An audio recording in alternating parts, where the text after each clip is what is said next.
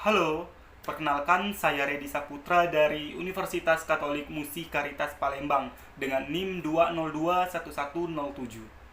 Jadi tujuan saya untuk membuat video ini yaitu memenuhi tugas mata kuliah statistika yang dimana ditugaskan mencari skripsi terdahulu untuk dianalisis kembali, yang dimana saya memilih skripsi ini yang berhubungan dengan jurusan saya yaitu program studi akuntansi yang dibuat oleh Lupi Natalia Manurung yang berjudul Pengaruh Kebijakan Hutang, Struktur Kepemilikan dan Profitabilitas Terhadap Kebijakan Dividen.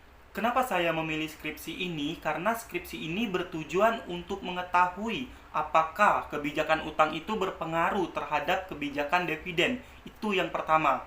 Yang kedua, untuk mengetahui apakah struktur kepemilikan itu berpengaruh terhadap kebijakan dividen.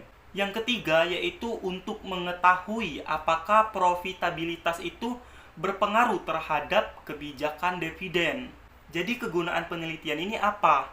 Nah, kegunaan penelitian ini yaitu untuk kegunaan akademis dan kegunaan praktis.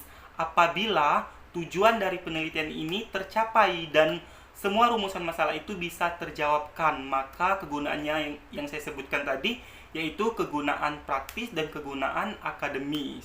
Di dalam penelitian ini ada profitabilitas yang dimana menggunakan rasio ROI yang dimana untuk mengukur keefektifan operasi perusahaan sehingga menghasilkan keuntungan. Lalu ada dividen atau kebijakan dividen yang dimana rasio yang digunakan untuk mengukur variabel kebijakan dividen ini adalah DVR sama dengan total dividen per net income. Nah, lalu variabel yang digunakan dalam penelitian ini ada dua, yaitu variabel independen dan variabel dividen. Nah, variabel independen ini terbagi menjadi tiga, yaitu kebijakan hutang X1, lalu struktur kepemilikan X2, dan profitabilitas yaitu X3. Sedangkan variabel dividen yaitu kebijakan dividen yaitu Y. Lalu rasio yang digunakan untuk mengukur variabel kebijakan hutang ini adalah rasio debt to asset ratio atau DAR, yang dimana DAR sama dengan total hutang dibagi total aktiva dikali 100%. Selanjutnya, rasio yang digunakan untuk mengukur variabel struktur kepemilikan adalah rasio kepemilikan institusional, yaitu yang dimana kepemilikan institusional sama dengan jumlah saham institusional dibagi total keseluruhan saham dikali 100%. Lalu ada metode pengumpulan data yang dimana data yang digunakan dalam penelitian ini adalah data sekunder.